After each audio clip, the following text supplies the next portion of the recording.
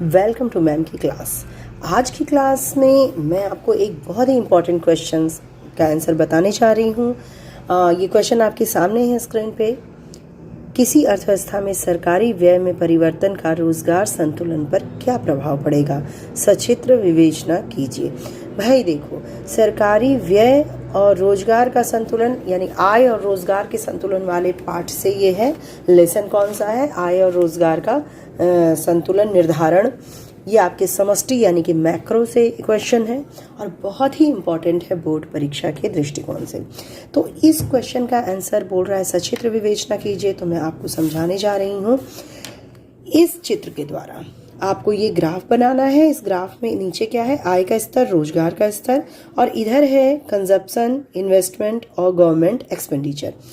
यानी government expenditure या government tax जो भी वो लगाती है। देखो, हम जो मांग करते हैं वो कंजप्शंस के लिए करते हैं, इन्वेस्टमेंट। तो जब एक यहाँ पे क्या है, कंजप्शन हमारा ये है, जब दो क्षेत्रीय होता है तो C+I हो जाता है हमारा, ठीक है। यानी इन्वेस्टमेंट के लिए भी चाहा तो यहाँ जो रोजगार का स्तर था, इक्विलिब्रियम यहाँ था, अब रोजगार का स्तर ऊपर को पहुंच जाता है ना।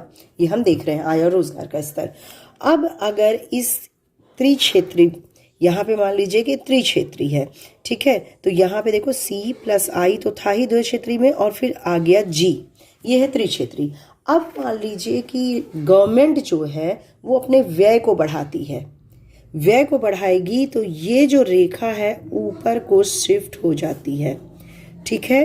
यानी ये रोजगार का स्तर बढ़ते हुए ऊपर को आ जाता है। सरकार अगर व्यय करती है, इसका मतलब ये हुआ कि सरकार वस्तु सेवा का क्रय कर रही है या उसको लगा रही है, तो उसका उत्पादन बढ़ जाएगा, आय और रोजगार का स्तर भी फाइनली बढ़ जाएगा, ठीक है। तो यहाँ पर C+I तो है ही, प्लस G और प्लस इसका विस्तारक प्रभाव पड़ेगा। यानी व्यय का कौन सा प्रभाव पड़ता है?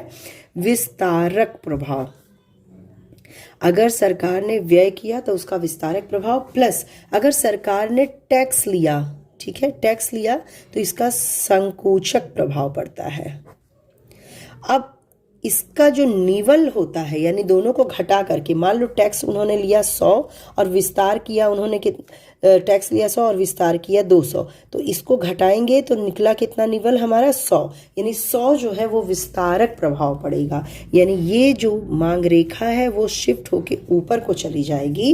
क्यों? क्योंकि गवर्नमेंट एक्सपेंडिचर में वृद्धि हुई है, विस्तारक प्रभाव इसका बढ़ा हुआ है, तो ये ऊपर। तो ये जो रोजगार का स्तर यहाँ संतुलित था वो अब पूर्ण रोजगार यहाँ हो जाएगा, यानी E3 बिंदु पर हो जाएगा। तो यहाँ हम देख रहे हैं एक के बाद एक जितनी चीजें बढ़ रही हैं वह बढ़ रहे हैं, तो रोजगार का स्तर भी हमारा बढ़ रहा है। यहाँ आ गया क्योंकि सरकार जब डिमांड करने लगी, व्यय करने लगी, तो आय और रोजगार जो है ज्यादा मिलने लगा। क्यों? क्योंकि फैक्ट्रीज में काम जल्दी चलने लगा। ओके, तो यहाँ पर सरकार ने व्यय किया, दैट्स मीन कि उसका विस्तारक प्रभाव पड़ा।